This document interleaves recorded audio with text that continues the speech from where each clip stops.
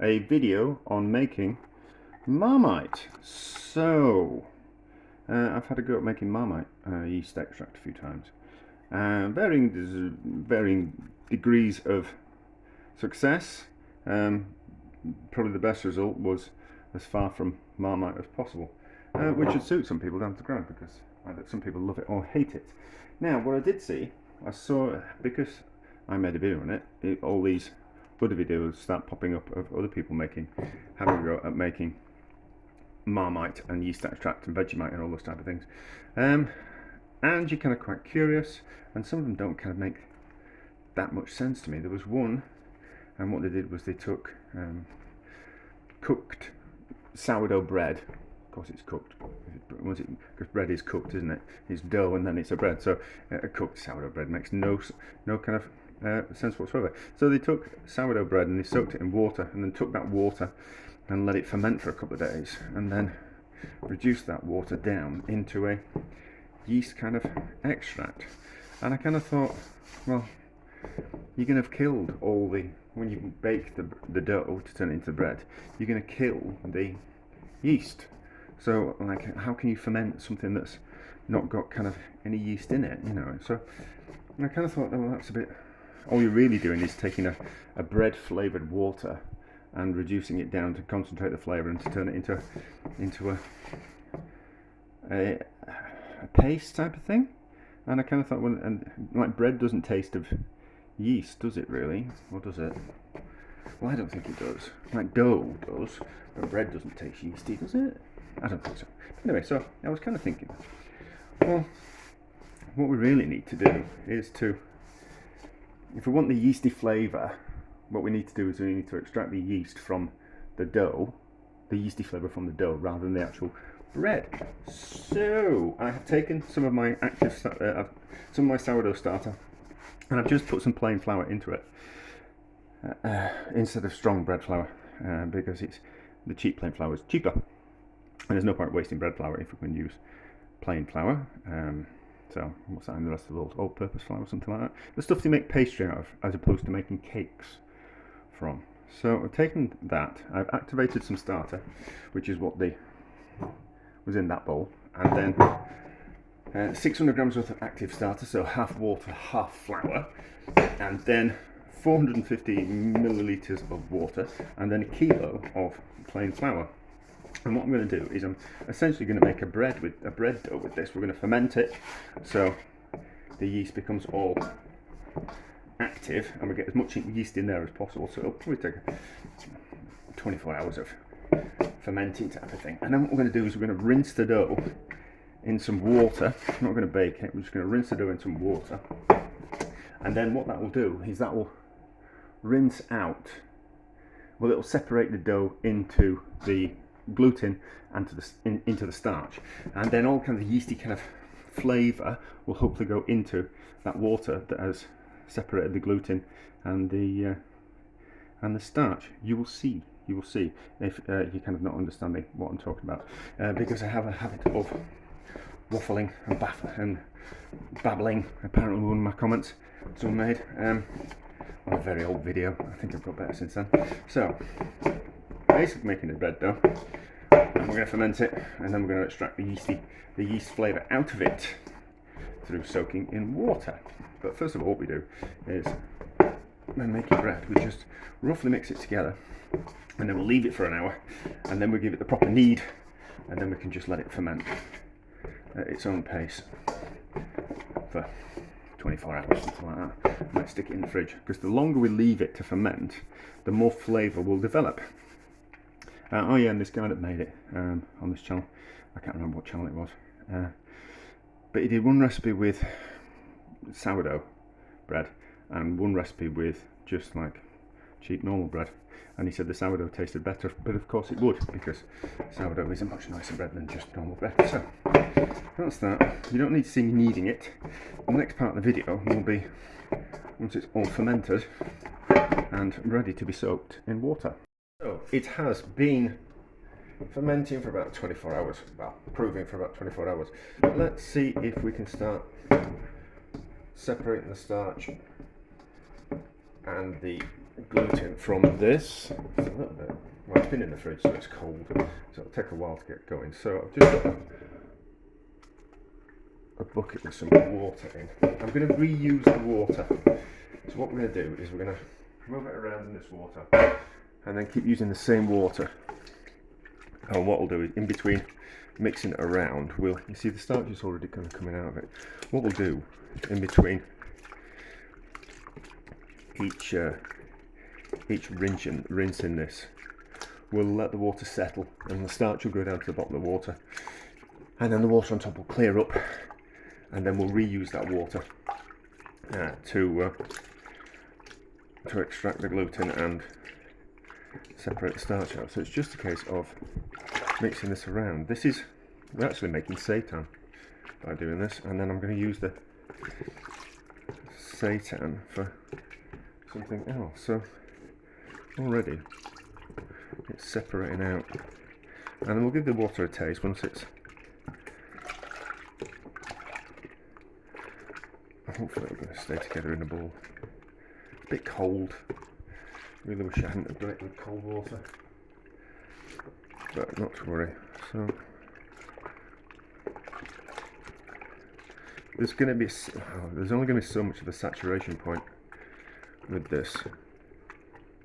That only so much, the water will only leach out so much of the starch. So that'll do for now. Let's take that and put that back in the bowl, and then we'll let that water clear, so the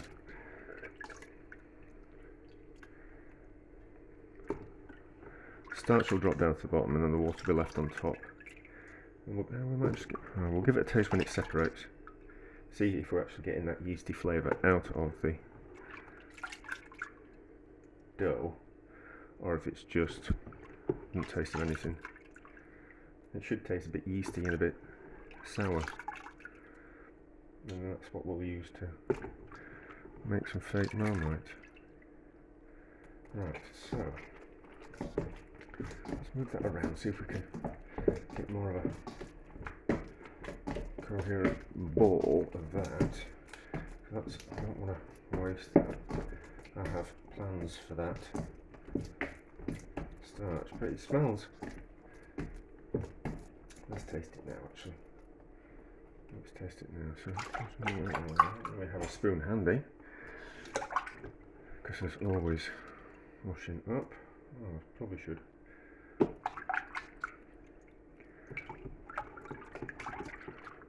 Pour that through something to get all those bits of starch out. Maybe we should.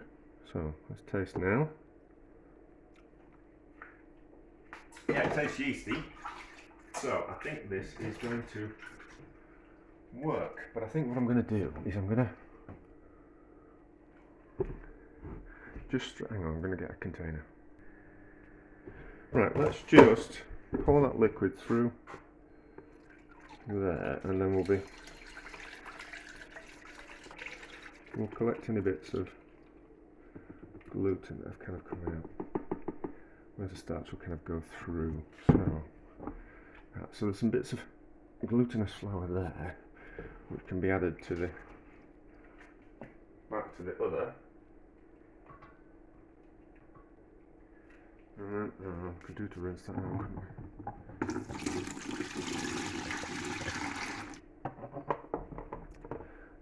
As always, I am faffing and feeling my way through things as we go. So I think if I are like that, and then we'll repeat the process. So I'll keep repeating the process, but you can see what I'm going to do.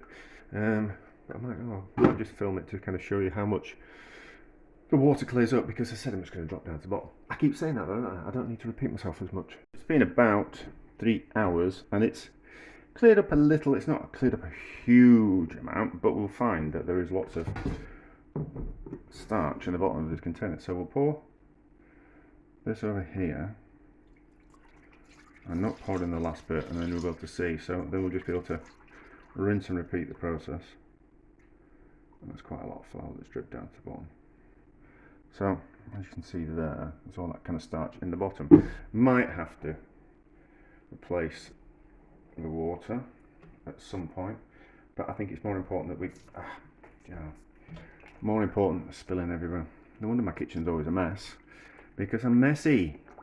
So, but it's much more important that we get the flavour of the yeast into the water. So rinse and repeat, carry on the process. Probably pour that into a different container, so it'll clear up a lot easier. So we're not, when we pour this into there, it doesn't disturb it, and it doesn't need to do more settling with more debris in there. It's not debris, it's the starch, but you kind of understand what I'm doing. Let's reduce down some of this yeasty water. I'm not going to do all of it, because if we do all of it and it's a disaster, it'll be a complete waste of power. But we can do a third of it, see what happens. So bring it up to the boil, give it a slow simmer, and we'll see what it's like. What's it taste like to start off with? Does it taste yeasty? Probably. Yes, yeasty and a little bit sour. So we'll see how it turns out. There's a little bit of sediment at the bottom, but that's fine. I don't know if you can see in the bottom of the jar. It's been in the fridge. There's just some flour residue on the bottom of there, but not to worry. So, up to the boil, slow simmer, and see how it turns out. It has reduced down quite a bit. It's not started to burn yet, and it's not thickened up, but it's certainly intensified in flavour. It's gone a bit murky. Let's turn it off now. So, that's what it looks like.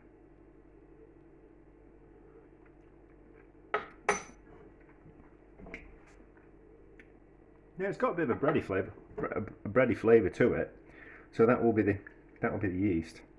I'm going to reduce down the rest of it as well, but not tonight. It's getting a bit late. We were just going to do a little bit just to kind of see how it turns out, and we'll see what happens when it goes cold. Now what I have got here is I made some homemade roast vegetable stock cubes. So obviously we can't just reduce that down and concentrate it fully and turn it into a paste, because it won't be very Marmite yeast extract-y. So what we'll do is we'll take some of this homemade roast vegetable stock cubes, which I knew would come in useful, which is basically just roasted vegetables, a roasted vegetable stock reduced down, and then like a puree of onions. It's thickened up with a puree of onions. So that's very nice. These are very nice are those. So I think if we use that as the meaty vegetable part of the Marmite, I think they're very nice. But we'll see what that's like when it's cold. I think it'll set actually, to some degree. But we'll reduce the rest down as well, and then we'll kind of like concoct it all together, and then we'll kind of have thoughts if it's worth doing. We have reduced the yeasty liquidy water down to that. I've changed it into another pan, so we're going to heat that pan at the back of the stove, and then the pan that I reduced it down in, I've just got some water in there just to loosen up the debris that's collected on the outside, just because we don't want to waste that, because it's kind of caramelized in flavour, so we don't want to waste that caramelized flavour. So then what we'll do is we'll use that water in there to melt these homemade stock cubes.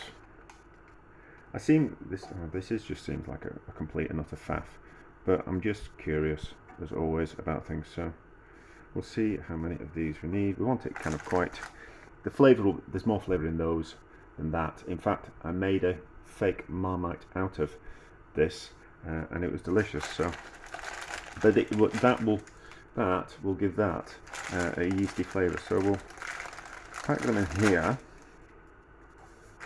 melt them, make it kind of quite strong, and then we'll combine them both together, and then we'll see about how it tastes and things like that. So a case of bringing it up to the boil, reducing it down to a thick paste, and faffing around. But I think we might have to get the Don't know how well they'll blend. We might have to get the stick blender in there at some point. But we'll do it gently. There's no rush. I'm in the kitchen doing something else, so it doesn't really matter. I can keep an eye on it. We've now reduced down to a bubbly molten mess, which has taken a while. It's nice. It's a nice colour. I think the consistency is about right. It's not super smooth, but I'm not going to start faffing around putting it through a sieve. I really can't be bothered with that. So, most importantly, how does it taste? I have not got high hopes for this, but we'll see. We might be able to doctor it up.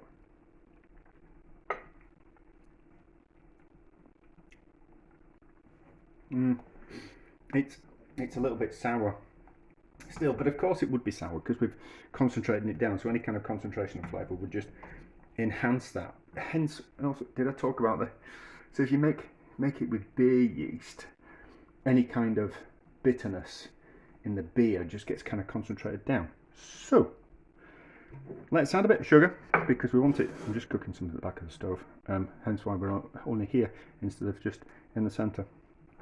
So we want it salty, and we might as well have it peppery as well, so quite a bit of salt, which seems like a lot, but we're only going to use a little bit of it on our toast, aren't we? So salt, and then I'm going to put pepper in. So if we just tighten that up, we should get a finer grind to the pepper. Oh, there we go, that gives a finer grind. Yeah, so the tighter you, on the pepper grinder, the tighter you tight that, the finer the pepper comes out. So if you want nice big chunks of pepper, loosen it off a little bit. And if you want them fine pepper, tighten it up. I don't know if that's ever been said before. It's never been said to me. So I kind of think that it's probably, oh, I've got a wire in the way. So it's probably like a bit of one of those, not many people know this type of things. So, but that's a nice fine bit of pepper in there, rather than the normal big flakes that I like on the eggs in the morning. So, that like that. And same spoon, because I'm an animal.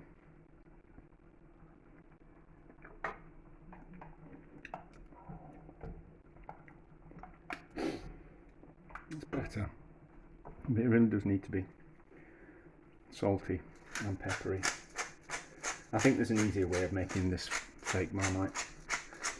I think buying some, like the yeast that's in a paste, like the live yeast, I think that's a much easier way of doing it. Or using the yeast flakes that you can buy, I think it's an easier way of doing it, and then just making up a like a rich vegetable stock. And then let's put in, just to get rid of that sourness, let's put in a bit of brown sugar. Although this is a bit more interesting. Well, we got some jaggery. So I bought some jaggery last year, just because I found it in the supermarket, and I kind of thought, ooh, what's that? We'll be able to use that in something. So I made a cake out of it, and it was lovely. So we'll put in some jaggery instead. So it's got like it's a really interesting product. So it's like caramelised sugar that goes a bit crystallised. So it's lovely. So if we grate some of that in, it's sugar, but it's also got a caramelised flavour to it, which I think will just make it taste nice. So if we grate it in, it'll just melt in a little bit easier. So of course we're adding sugar for something that's savoury, but if you think that we add salt to caramel, and caramel's a sweet thing, so of course we can add sugar to savoury things, just to take some of that bitterness away. Probably want something a bit more than that. But I would have, if I didn't have this jaggery, I would have used some brown sugar like that. Some brown sugar, or some salt, or the really dark brown sugar, or just some normal white sugar, or some honey. Honey would have been nice, or a bit of syrup, a bit of maple syrup maybe, just to kind of give that layers of flavour. So trying to cut down on the washing up. So this is how you get things right. What you do is you put some things in, stir it around, make sure all the sugar and the salt and the pepper are evenly distributed, and then you give it a taste, and then you think to yourself, does it need a little bit more salt and pepper? Does it need a little bit more sugar?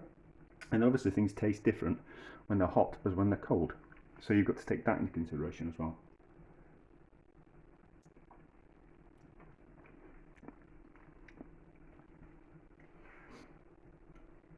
It's not bad, that just needs a little bit more. It's taking that bitterness, it's taking the sharpness away as that jaggery. So, and then it needs to be a little bit, just a little bit more salty. And then we'll put it in a jar and we'll let it go cold and give it a taste. And then we'll post another unnecessarily long video, because I can either make things really short or really long. There's not that happy medium, but all the videos I make are purely for my own amusement. And if anyone else finds them interesting, that's alright, but not the sole purpose. The idea of having to make videos for people, for other people's interests rather than my own. Can't imagine that must be hell for some people, that they're a content creator and they end up making videos for their audience rather than themselves. Not something I can do. It's got to be about, I've got to find something interesting. It's got, that sugar's giving it a nice shine. So, right, a little bit more pepper into a jar, let it go cold, and then when I'm having some toast, we'll give it a taste. Let's give it a taste.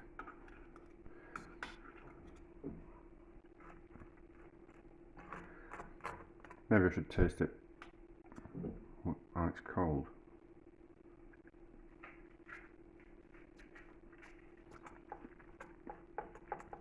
It's alright. It's not very, it's nothing close to, not very Marmite-y. It's not very Marmite-y. It's a different thing. It's a yeasty kind of spread. But I suppose that's because of the stock that I used. Hasn't got that yeasty kick. I don't think it's got that.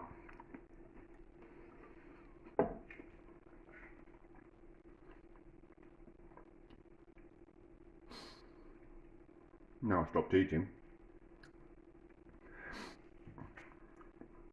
It hasn't got that. It's not as nice as the ones I made before, and it hasn't got that yeasty kick that Marmite has. It's alright. I'm going to eat it, but I think there's better ways to get to a Marmite type of thing than that way. I think using yeast flakes, if I've got some out the back of the cupboard, I'm going to sneeze. I think using yeast flakes is the easiest way, but getting some yeast from cider is the best way. But it's alright. It's alright as a fun experiment. It's worked, and it's something in the cupboard that I can put on my toast, which would be nice, but not my greatest achievement. But if we don't try, we don't find out, do we?